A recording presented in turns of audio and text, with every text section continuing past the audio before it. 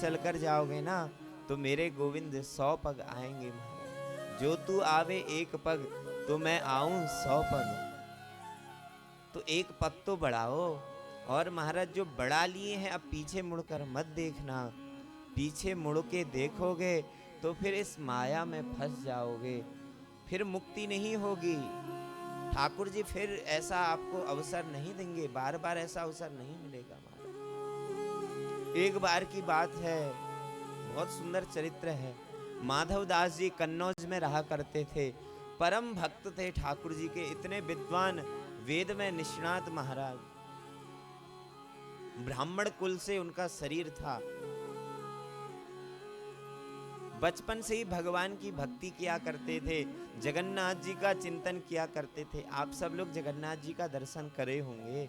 उड़ीसा में श्री जगन्नाथ जी महाराज रहते हैं। कितने सुंदर गोल गोल आंख ठाकुर जी के हैं।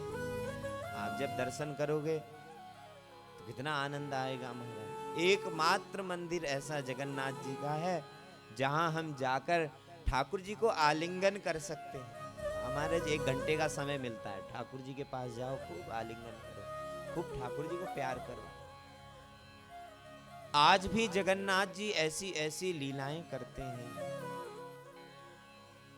तो माधवदास जी बचपन से ही भगवान का चिंतन किया करते थे, ठाकुर जी की पूजा किया करते थे। महाराज पहले का समय होता था, बचपन में ही विवाह हो जाता था। जो बुजुर्ग बैठे होंगे उन लोगों को पता होगा। तो ऐसे ही माधवदास जी का भी विवाह बड़े जल्दी हो गया। 21 वर्ष बीत गए,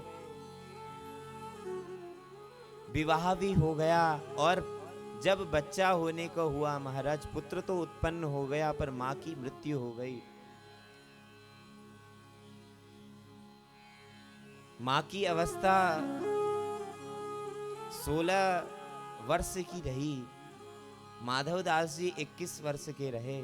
पुत्र हो गया पर मां उस पीड़ा को सह न सकी और मृत्यु हो गई महाराज।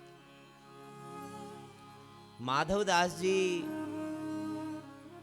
के पिताजी ने कहा, अरे अब इस बच्चे का कौन पालन करेगा, ये छोटा सा बच्चा। माधवदास जी बड़े परम भक्त थे। इनके पिताजी ने कहा दूसरा विवाह कर लो।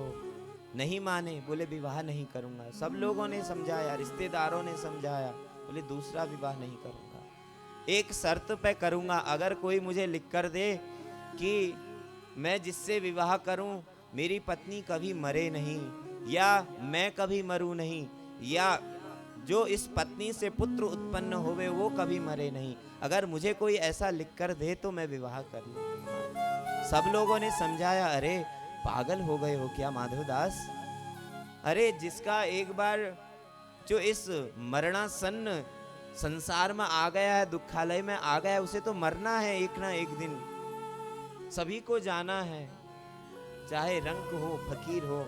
महाराज जो आया है वो जाएगा, अपने कर्म को भोग कर। माधवदास जी को समझाया, ऐसा कोई पर्चे में लिख न सका। अब वो बच्चे का लालन पालन माधवदास जी ही करने लगे। माधवदास जी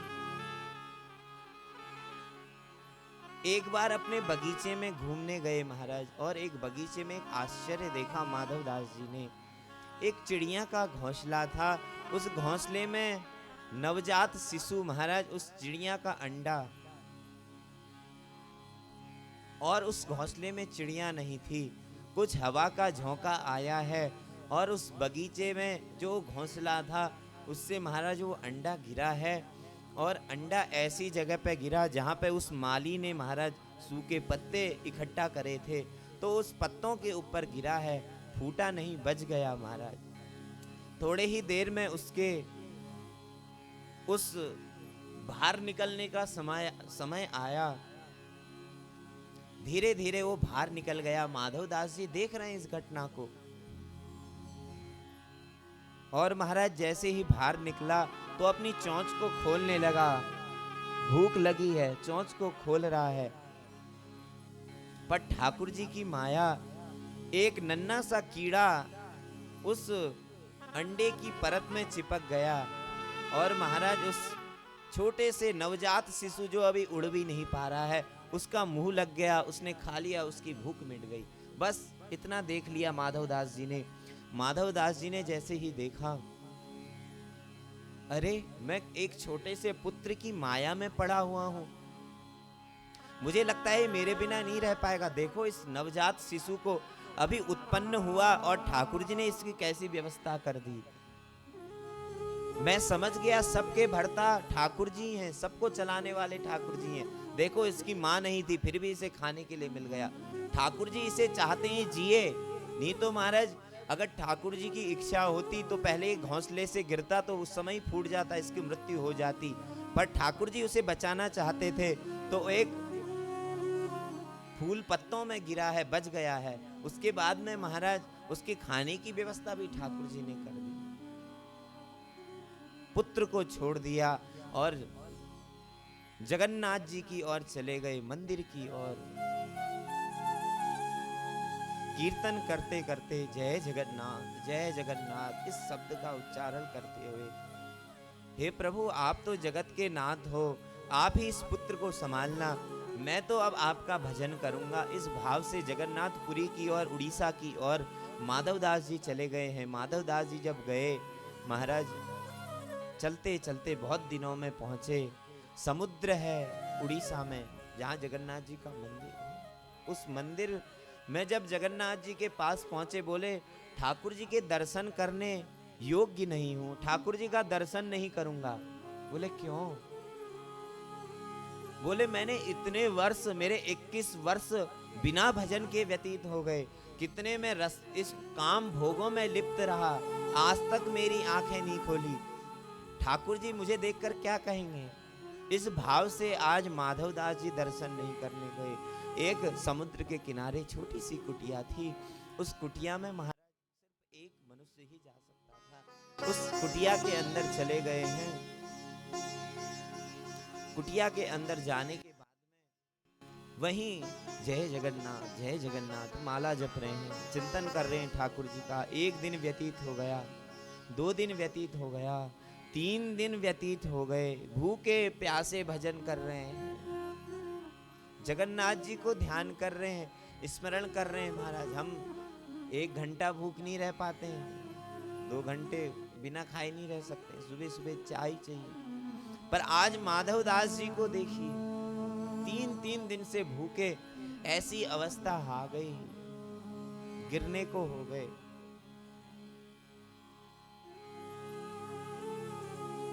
ठाकुर जी से नहीं देखा गया। ठाकुर जी बड़े कृपालु। आज ठाकुर जी ने अपने द्वार पर पड़े हुए एक भूखे को नहीं देखा। माधवदास जी परम भक्त हैं, ठाकुर जी के भक्त।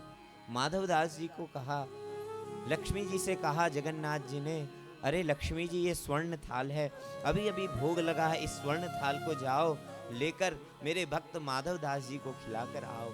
लक्ष्मी जी स्वयं उस स्वर्ण की थाल को लेकर गई हैं, माधवदास जी को प्रसाद पवाया है। आहा, भगवान का वात्सल्य कितना है। अपने भक्त के भूख को नहीं देख पाए, आज स्वयं लक्ष्मी माँ अपने हाथों से माधवदास जी को पवारी है। माधवदास जी तृप्त हो गए। उस थाली को छोड़कर, जो स्वर्ण की थाली थी उसे छोड़कर वहीं लक्ष्मी जी विलुप्त हो गई हैं, निज स्थान में आ गई हैं। इधर महाराज जब प्रातः काल मंदिर खुला, मंगला हुई ठाकुर जी की, पंडाओं ने देखा, पुजारियों ने देखा ठाकुर जी का स्वर्ण की थाली गायब है, कहाँ चले गई। हल्ला मच गया पूरे मंदिर में, पूरे राज्य में हल्ला मच गया। सब लोग ढूंढ रहे हैं, सब लोग पुजारियों को कह रहे हैं पुजारियों ने ही गायब करी। पर जो वहां का राजा था, उस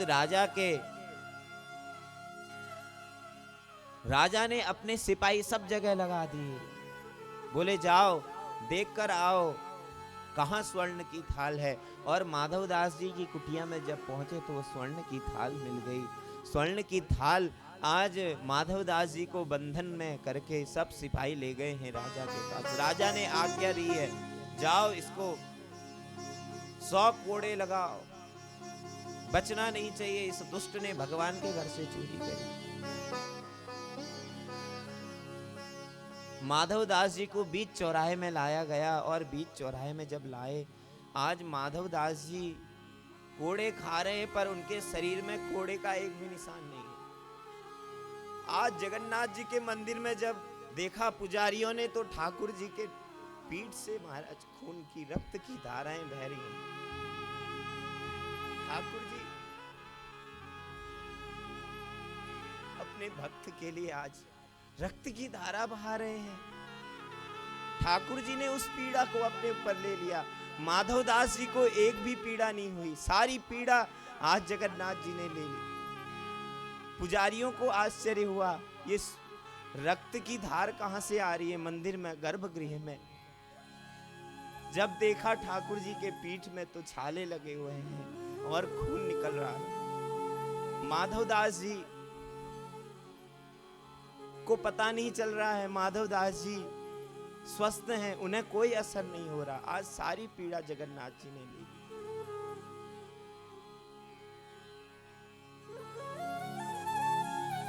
इधर जब माधव दास जी को पता चला कि ठाकुर जी ने मेरे लिए कोड़े खाए हैं, बहुत रोए माधव दास जी, हे प्रभु मेरे से भूल हो गई, मेरे कारण आपको इतना कष्ट हुआ। माधव दास जी बहुत रोए हैं, ठाकुर जी का चिंतन करा है, ठाकुर जी क्षमा करना। फिर ठाकुर जी ने स्वप्न दिया है, अरे राजन तूने बहुत बड़ी भूल कर दी, ये जो तूने इस मेरे माधव दास भक्त को कोड़े लगाए ना, ये कोड़े मैंने खाए, देख ले मेरे ऊपर, मेरे पीठ में कोड़े के निशान है। उसने चोरी नहीं करी थी, अरे मेरा भक्त 3 दिन से भूखा पड़ा था, उसको मैंने जाकर लक्ष्मी जी को कहा स्वर्ण की थाल ले जाओ और ठाकुर जी को पवाओ, और लक्ष्मी जी ने खुद पवाया है। राजा ने माफी मांगी है महाराज, माधव दास जी के चरणों में राजा गिर गया है और माधव दास जी का बहुत सम्मान किया, उन्हें गुरु के अभिषिक्त कर दिया। इतने सुंदर जगन्नाथ जी हैं। माधव दास जी नित्य निरंतर भजन में तल्लीन रहते, इतना भजन करते, इतना भजन करते।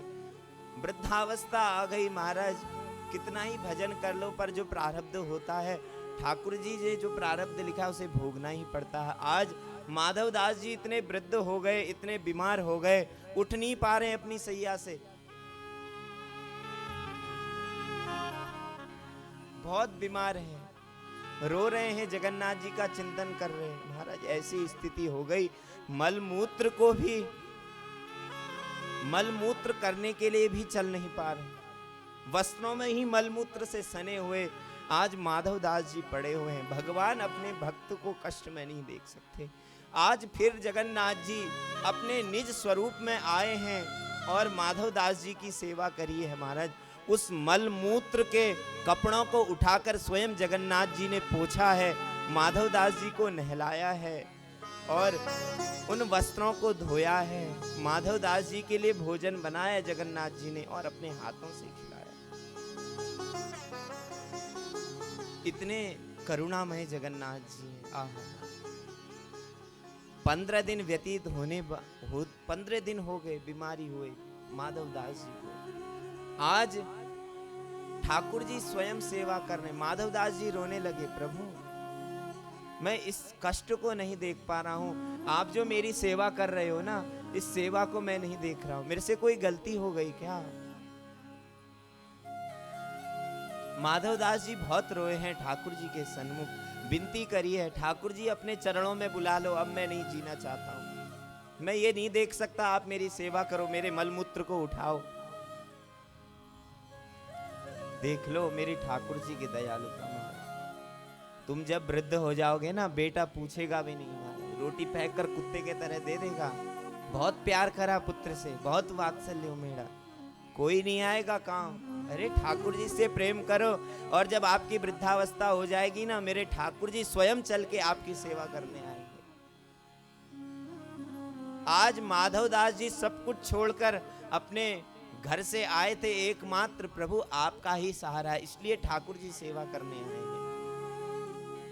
माधव दास जी ने कहा मुझे नहीं रहना है, ठाकुर जी बुला लो अपने पास में।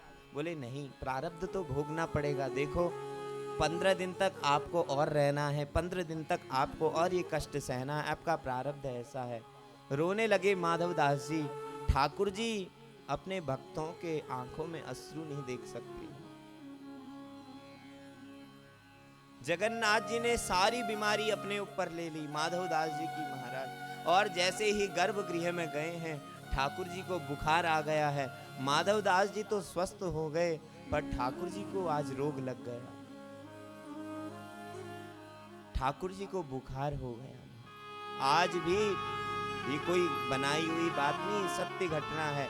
आज भी जगन्नाथ जी को बुखार आता है। 15 दिन तक ठाकुर जी किसी को दर्शन नहीं देते हैं। आप जब उड़ीसा जाओगे दर्शन करने, 15 दिन तक केवाड़ बंद, ठाकुर जी बीमार हैं, अंदर औषधियां चल रही हैं, ठाकुर जी की पट्टी लगाई जाती है महाराज। ठाकुर जी का शरीर गर्म हो जाता है उन 15 दिनों में। अभी जुलाई में होने वाले हैं, फिर उसके बाद रथ यात्रा होती है। जगन्नाथ जी बहुत विशाल रथ में बैठते हैं। जब बीमार होते हैं उसके बाद स्वस्थ होने के बाद में रथ में बैठकर सब जनों को दर्शन देने जाते हैं। तो कितने दयालु मेरे ठाकुर हैं। देखिए भक्तों, कहने का तात्पर्य यही है, हम इतने दयालु ठाकुर जी को छोड़कर संसार की शरण में लगे हुए हैं। क्या संसार में सुख है? आप बताइए, इतने दिन हो गए आपको संसार में रहते रहते, कोई सुखी है क्या संसार में? है कोई पूर्ण रूप से सुखी? कोई सुखी, सब दुखी हैं। सुखी कौन है? बोले